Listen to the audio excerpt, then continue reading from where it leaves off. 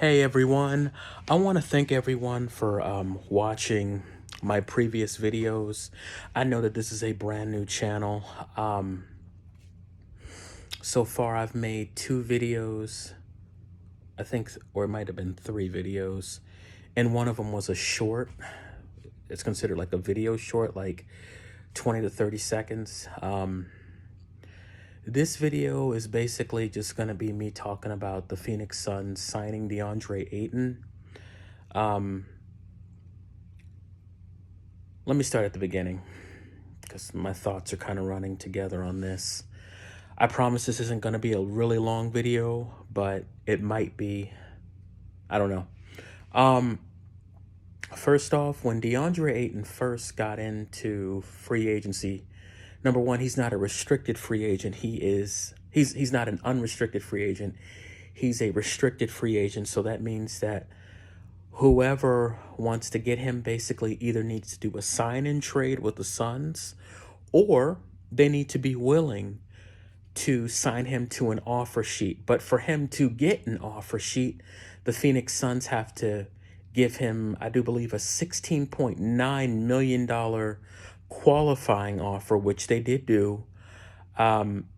If you would have told me at the beginning of this season, or even at the end of this season, that there would have maybe been only one team that would have been interested in possibly doing a sign and trade or signing him to an offer sheet, I don't know exactly if I would have been shocked, but when it finally happened, I was shocked. Let's just say that. Because I would have thought that at least some more teams would have been open to either signing him to an offer sheet or trying to get him in a sign-in trade. And the Indiana Pacers were probably the worst partner you could possibly have in this situation. I'm not going to be bringing up the Kevin Durant stuff in this video. The Nets didn't want DeAndre Ayton for some reason. And me personally, I do have some views as to why that is. Number one, you don't really have to pay centers a lot of money to possibly get the same type of ability and scoring that you would at different positions. If you look at the teams that were in the NBA Finals, you didn't see $30 million centers. You saw Al Horford, I do believe Jonathan Kuminga. In no way, shape, or form am I a Celtics fan or a Golden State Warriors fan, but I do respect the Golden State Warriors for their longevity, and I also respect the Celtics for their ability to get to the finals finally. Congratulations to both teams to making it, and ultimately the Golden State Warriors for making it as well. But if you would have told me that the only team that would have come out of the woodwork would have been the Indiana Pacers, I would have said, okay, that's fine. And then you're hearing reports that Indiana doesn't actually want to do a sign and trade. And then there's also reports that the Phoenix Suns didn't want to do a sign and trade either.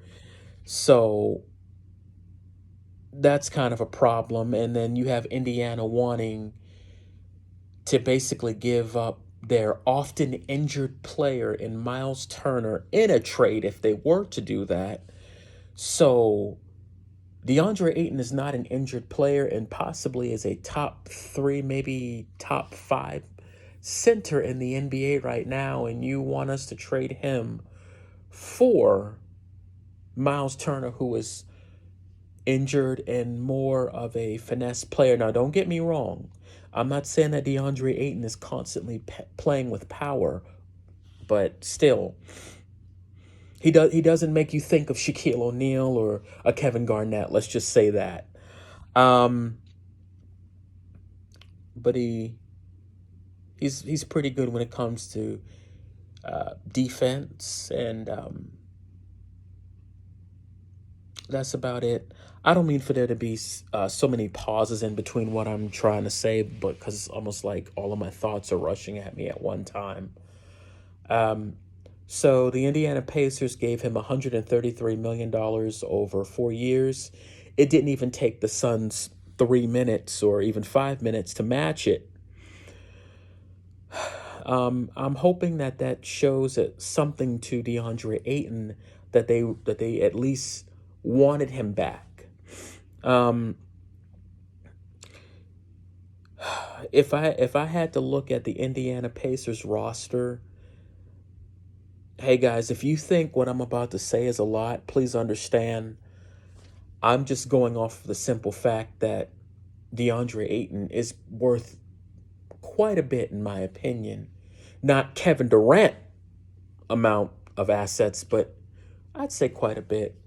I don't know how all these players would have fit, but I would have been more than happy to take Miles Turner if we could have gotten like a Tyrese Halliburton and maybe a Buddy Hield, or Miles Turner, Halliburton, and maybe some draft capital. But at the same time, I can understand the Suns kind of looking at the Pacers roster and saying, you know, you're just underwhelmed. And there are teams out there where you're like, ooh, we could not have gotten a worse trade partner. And I can definitely understand that. It's not like you're trading them to the Miami Heat or Toronto Raptors or anything like that. So one last thing before I wrap up. It's something that I brought up in a previous video. I don't blame the Phoenix Suns for not signing him to the 5-year, I do believe $176 million deal. They wind up saving $40 million by simply just matching what the Indiana Pacers gave them, which was 133 over 4 years. When you have to motivate a player to play great, that's going to wear everybody down. That's going to wear Devin Booker down. That's going to wear Chris Paul down. You are hoping that this young man gets the message because it is very important for him to get it. So that might be another reason why he didn't get the type of contract he wanted from the Suns. And then there's the whole issue of all of these other teams that would be interested have to sign him, and then also possibly give up assets in a sign and trade. Of course, the sign and trade was the preferred route in my opinion, but it is what it is. There's a portion of me that is happy that he is back. There's also a part of me that wishes that this could have turned out a little bit differently, because now when we start talking about the Kevin Durant deal, now due to the fact that we've signed DeAndre Ayton, now we're going to have to give up even more assets. Now, instead of just maybe giving up a Mikal Bridges and some draft picks and maybe some other players as filler, now you're talking about Mikal Bridges, Cam Johnson, maybe Dario Saric, maybe Jay Crowder, Campaign. Because the thing is this, you have to actually match Kevin Durant's salary in this trade for this to work now, for sure. And they're claiming that the Phoenix Suns are more than willing to go deep into the luxury tax. Well, they better be ready, because you cannot squander this opportunity. And like I said in a previous video, they gave this young team an opportunity to win a championship. We do not know how long this window is going to be open. This is the problem. You are not promised a LeBron James coming to your team and all of a sudden your championship window is open for the next 3 years. This is why I said in my previous videos, I would have at least given it some thought I would have at least given them an opportunity to possibly, how can I put this? I wouldn't have automatically just jumped on the whole let's get Kevin Durant thing if they didn't squander the last two opportunities that you got. You squandered a 2-0 nothing lead, a 2-0 lead in the 2021 playoffs against the Milwaukee Bucks. God, those playoffs were great. I thought we were going to sweep Milwaukee. I remember every single time Giannis was at the foul line, just sitting there at the stadium, just him taking forever to shoot a free throw. But only for them to lose after being up 2-0.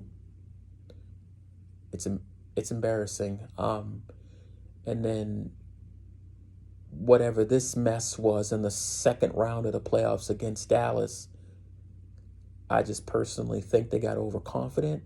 I think they thought it was going to be a cakewalk. I think they thought that, I think they only thought that they had to worry about Golden State and whoever they were going to play in the finals. And they paid for it.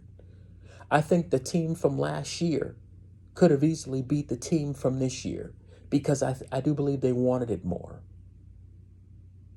And it is what it is. Yeah. So I'm probably going to wrap it up. Guys, please like, comment, and subscribe. I'm sorry I wasn't really looking at the camera. I'm also going to put up a video on the Arizona Coyotes as well, about what they did with the draft that just happened like roughly a week or so ago. You definitely got to talk about that because the number 1 overall pick in that draft fell down quite a few slots, and you could have drafted him. But that's neither here nor there. Thank you for tuning in to the Power Sports channel. I truly appreciate it. I do hope you guys have a great day. Thank you.